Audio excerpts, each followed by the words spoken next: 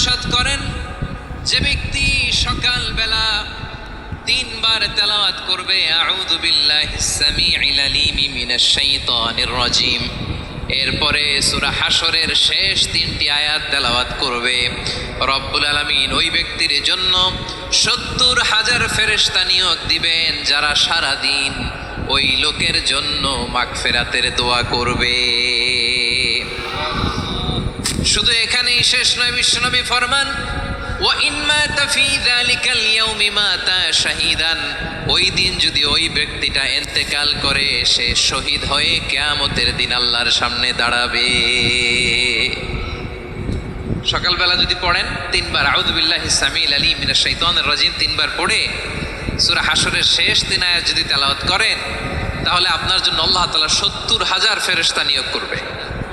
সারা দিন তারা আপনার জন্য মাগফিরাতের দোয়া করবে, আর ওই দিন ইন্তেকাল করলে আল্লাহ তাআলা শহীদ হিসেবে আপনাকে কিয়ামতের দিন দাঁড় করাবে। সুবহানাল্লাহ, এত আস্তে। আবার সন্ধ্যাবেলায় যদি পড়েন, সারা রাতের জন্য 70,000 ফেরেশতা মাগফিরাতের দোয়া করবে। ওই রাতে মারা গেলে শাহাদাতের মৃত্যু নসিব হয়ে যাবে। এজন্য এই দোয়াটা পড়ার দরকার আছে না নাই? আযকারুস সাবাহি ওয়াল মাসা, সকাল সন্ধ্যার যে জিকির, এই জিকিরের অন্তর্ভুক্ত করে নেবেন এই ওয়াজিফাটা।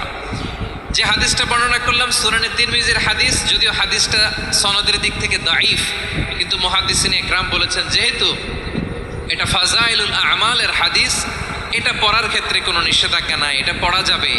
সো সকাল সন্ধ্যা যদি সুযোগ হয় এই ওয়াজিফাটা যেন আমরা পড়ি। এই 3টি আয়াতের ভেতরে আল্লাহ তাআলা তার 14টি গুণবাচক নাম উল্লেখ করে দিয়েছেন। কয়টি? আওয়াজ করে বলেন তো, যারা শুনতে পেয়েছেন বলেন।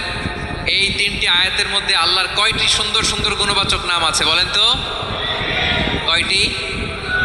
সবাই বলেন কয়টি?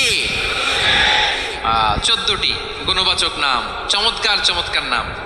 যে নামগুলো যদি আমরা আজকে পড়ি, শুনি, জানি, আল্লাহ তাআলা সম্পর্কে ব্যাপক ধারণা, ইনডেপথ, আমার রব সম্পর্কে ইনডেপথ নলেজ নিয়ে আজকে আমরা ফিরতে পারবো ইনশাআল্লাহ। বলেন সবাই।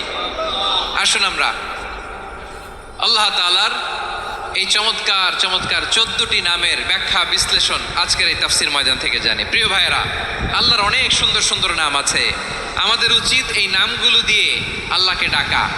সম্মানিত ভাইয়েরা, আল্লাহ তাআলার চমৎকার চমৎকার অনেক নাম আছে যেগুলো আল্লাহ তাআলা কোরআনে উল্লেখ করেছেন। আল্লাহর আসল নাম হচ্ছে আল্লাহ। আসল নাম কি?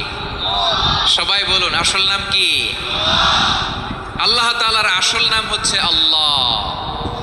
আওয়াজ করে আল্লাহর একটা ডাক দেন, বলেন আল্লাহ। মন থেকে, হৃদয়ের গহীন থেকে, হৃদয় নিংড়ানো মনের সবটুকু